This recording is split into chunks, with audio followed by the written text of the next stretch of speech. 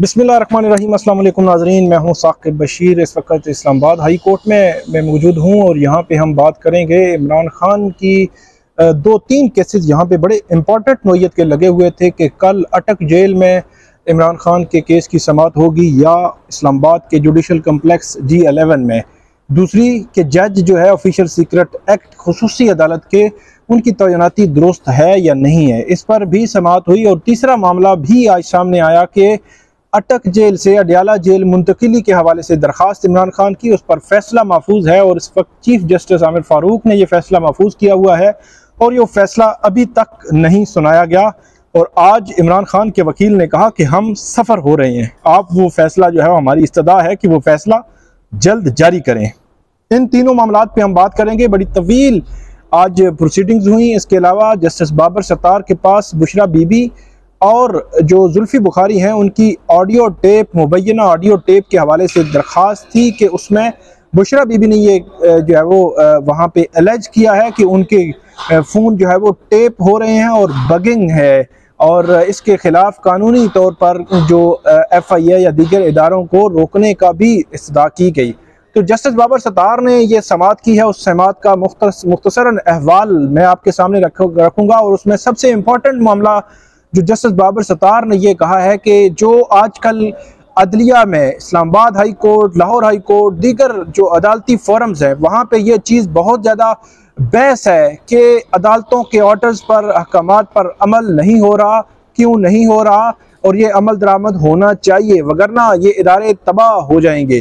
तो जस्टिस बाबर सत्तार ने आज ये रिमार्क्स और ऑब्जर्वेशन दी है जिसके बहुत गहरे असरात ज़ाहिर सी बात हैं, और रिसेंट पास्ट में हमने जो देखा उसके साथ ये मामला जुड़ा हुआ है कि मैं वो ऑर्डर करूंगा जिस पर मैं अमल जो है वो करा सकूं। तो ये बहुत इंपॉर्टेंट ऑब्जर्वेशन है। बात करते हैं सबसे पहले इमरान खान के केसेस की कि आज चीफ जस्टिस आमिर फारूक ने एक तो इमरान खान की अटक जेल समाअत के खिलाफ दरख्वास्त थी और उसी के साथ जो जज हैं ऑफिशियल सीक्रेट एक्ट अदालत के उनकी तैनाती के खिलाफ दरख्वास्त थी। तो दोनों दरख्वास्तों पर आज जब समाअत शुरू हुई तो शेर अफजल मरवत इमरान खान के वकील अदालत के सामने पेश हुए। दूसरी जानिब जुल्फ़िकार बुखारी जो जुल्फ़िकार नकवी हैं, पब्लिक प्रोसिक्यूटर हैं, स्पेशल प्रोसिक्यूटर हैं FIA के, इसके अलावा additional attorney general Munawar Iqbal Duggal जो स्टेट को रिप्रेजेंट कर रहे थे, वो भी अदालत के सामने मौजूद थे। सबसे पहले आर्गूमेंट्स दिए शेर अफजल मरवत ने और उन्होंने ये कहा कि अटक जेल, इमरान खान को अटक जेल में रखा गया है।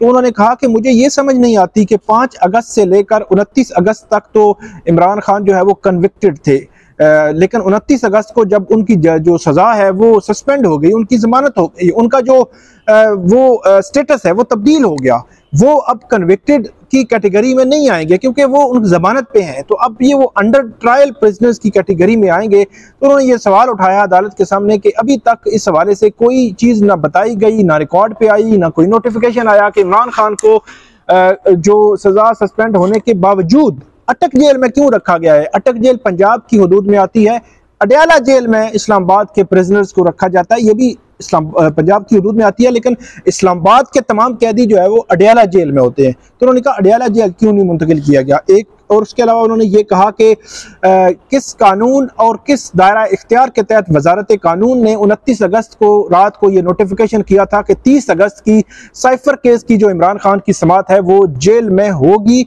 और उन्होंने ये कहा कि इस तरह जेल में समाअत कानूनी तौर पर नहीं हो सकती और वजारत कानून का तो इख्तियार ही नहीं है। इसके अलावा उन्होंने कहा कि सुप्रीम कोर्ट के अलावा कोई भी अदालत या इदारा इस तरह एक सूबे से, मतलब इस्लामाबाद की हदूद से आपने ट्रायल सूबों को मुंतकिल कर दिया या सूबे की हदूद में आप चले गए, तो ये आप नहीं कर सकते, ये सुप्रीम कोर्ट ही कर सकती है। ये उन्होंने पॉइंट अदालत के सामने रखा। इसके अलावा जो शेर अफजल मरवत हैं उन्होंने अदालत को ये भी बताया कि इस केस में इमरान खान को अडियाला जेल मुंतकिल होना था और उनको जो साइफर केस में 14 रोज़ा फिजी का रिमांड 16 अगस्त से 30 अगस्त तक था और 30 अगस्त से अब 14 सितंबर तक है, तो अब जो 13 सितंबर तक, तो 13 सितंबर कल उनको इस्लामाबाद के जुडिशल कम्प्लेक्स में ही पेश होना है, पेश होना चाहिए और उनको पेश करना चाहिए। एक उन्होंने पॉइंट ये रखा, उन्होंने कहा कानूनी तौर पर वजारत कानून का ये नोटिफिकेशन करना दुरुस्त नहीं है। दूसरा उन्होंने जज जो है, उन्होंने कहा कि जज जो एलिजिबिलिटी क्राइटेरिया है जज पूरा उस पर नहीं उतरते, इसलिए ये ऑफिशियल सीक्रेट एक्ट की जो खसूसी अदालत है वो उसके जज जो है वो ये नहीं हो सकते अबुल हसनात मोहम्मद जुल्करनैन। कोई और जज जो है वो एलिजिबिलिटी क्राइटेरिया पूरा होता है उसको जो है वो जज तैनात किया जाए। और दूसरी तरफ उन्होंने ऑफिशियल सीक्रेट एक्ट की मुतलका कवानीन भी अदालत के सामने रखे। इसके अलावा जो एडिशनल अटॉर्नी जनरल है मुनव्वर इकबाल दुगल, उन्होंने अदालत के सामने पॉइंट उठाया कि क्योंकि ये 29 अगस्त का नोटिफिकेशन था और 30 अगस्त तक उस नोटिफिकेशन पर अमल हो गया और वो नोटिफिकेशन एक दफा के लिए था और वो नोटिफिकेशन जब अमल हो गया तो इनकी पिटीशन बुनियादी तौर पर गैर मुअस्सर हो गई है। अब नया नोटिफिकेशन तो फील्ड में है नहीं, जो पुराना था उस पर अमल हो चुका और वो एक ही दफा के लिए था।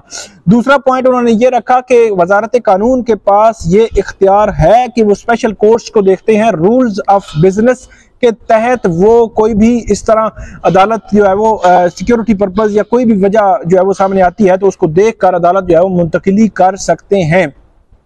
ये पॉइंट उन्होंने अदालत के सामने रखा। और उसके अलावा उन्होंने ये भी कहा कि जो जज की तैनाती वाला मामला है वो भी बिल्कुल एक्यूरेट हुआ है, क्योंकि इससे कबल एडिशनल सेशन जज फैजान हैदर गिलानी की तैनाती भी हुई थी और जो जज हैं अभी जो रिसेंट पास्ट में इंसदादी दहशतगर्दी अदालत के जज थे राजा जवाद अब्बास, उनकी भी बतौर ऑफिशियल सीक्रेट एक्ट अदालत में तैनाती इसी तरह हुई थी जिस तरह अबुल हसनात मोहम्मद जुल्करनैन की हुई है। तो इस तरह उन्होंने कहा कि एक तो जेल में समाअत करना भी कानूनी तौर पर वो कर्ज करवा सकते हैं, वजारत कानून नोटिफिकेशन कर सकती है। और दूसरा उन्होंने कहा कि जो जज की तैनाती है वो भी कानूनी तौर पर दुरुस्त है। यहाँ पे दलाइल जो है मुकम्मल हुआ, लेकिन चीफ जस्टिस आमिर फारूक ने कहा कि जो आप कह रहे हैं गैर मुअस्सर हो गया नोटिफिकेशन, वो मैं उससे इत्तेफाक नहीं करता, क्योंकि कल आप दोबारा नोटिफिकेशन कर देंगे तो फिर क्या पोजीशन होगी, तो आप किस कानून कायदे के तहत जो है वो नोटिफिकेशन करते हैं। इस मामले पर आज जो है वो फैसला आ जाना चाहिए, क्योंकि कल समाअत है तो इसलिए आज फैसला आ जाना चाहिए कि अटक जेल में समाअत होगी या नहीं होगी। आज इस हवाले से फैसला होगा और जज तैनाती के हवाले से भी ये तय होगा। और तीसरा मामला जो है कि इमरान खान की अटक जेल से अडयाला जेल मुंतकिली वाला फैसला भी जब आज शेर अफजल बरवत ने अदालत को कहा कि वो फैसला करें, हम सफर हो रहे हैं, तो अदालत ने कहा कि हम ऑर्डर पास करेंगे। तो ये तीनों मामलात हो गए। इसके अलावा जस्टिस बाबर सत्तार के पास जो केस लगा हुआ था वो बगिंग और टेपिंग के खिलाफ अदालत ने 18 सितंबर को सरदार लतीफ खोसा से दलाइल तलब किए हैं। और आज उन्होंने जब कहा कि FIA को हरासा करने या दीगर अदारों को हरासा करने से रोका जाए, तो उन्होंने कहा कि जो हरासमेंट है इसकी डेफिनेट ये बहुत ओपन किस्म की चीज है, तो इसलिए मैं वो ऑर्डर पास करूंगा जिस पे अमल करा सकूं।